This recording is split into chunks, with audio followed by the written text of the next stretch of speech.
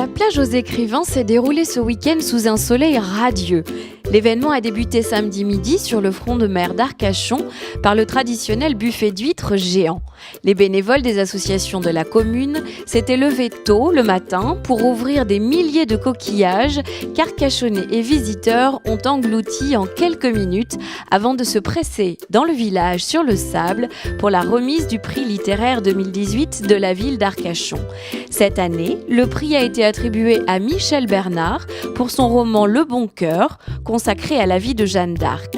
Parmi la vingtaine d'auteurs présents lors de cette 14e édition de la plage aux écrivains, nous avons rencontré son invité d'honneur, Douglas Kennedy. Cet Américain francophone, qui a vendu plus de 8 millions de livres, est l'un des auteurs favoris des Français. Il nous explique pourquoi avoir accepté de participer au Salon littéraire d'Arcachon. Regardez la plage, regardez la mer, regardez la beauté d'Arcachon.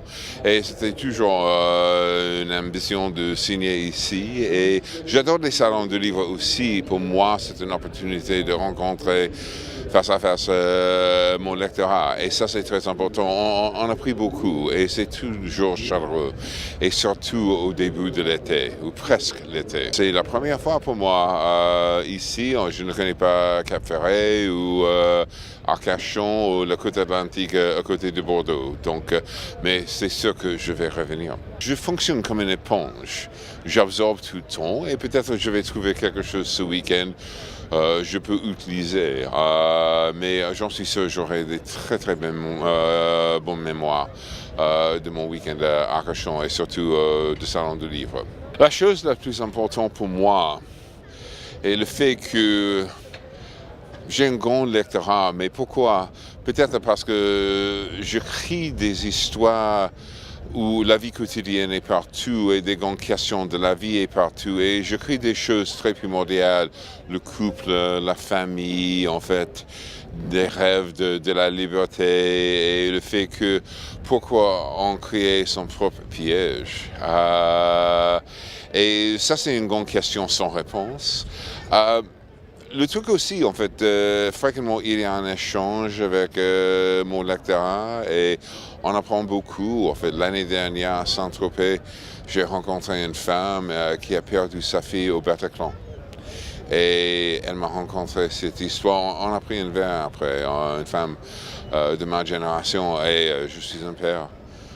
Et l'histoire m'a beaucoup scotché.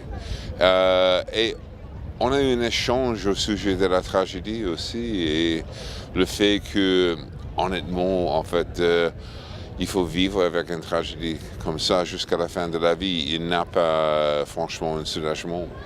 Et c'était extraordinaire. Et honnêtement, c'est comme ça pendant des signatures. De temps en temps, un petit échange, de temps en temps, des secrets des autres, de temps en temps, une histoire comme ça extraordinaire. Le truc, toujours, si on écrit, c'est de connecter avec les autres. J'étais venu à Arcachon il y a 25 ans comme touriste. J'étais venu voir en réalité la dune du Pilat. Et j'ai séjourné à Arcachon à cette occasion. J'avais été émerveillé par ces phénomènes naturels. Et puis j'avais pris beaucoup de plaisir à séjourner à Arcachon. Alors j'étais très heureux d'être invité au salon pour présenter mon livre. Et d'autant plus heureux que le jury de la ville d'Arcachon l'a retenu cette année pour son prix. Le Bon Cœur est un roman dont le personnage central, le principal personnage, est Jeanne d'Arc. Jeanne d'Arc, elle est du Barrois, je suis du Barrois, je suis de Bar-le-Duc. Elle n'était pas lorraine. Si elle avait été lorraine, elle aurait été du côté des Anglais. Elle est du côté du Royaume de France.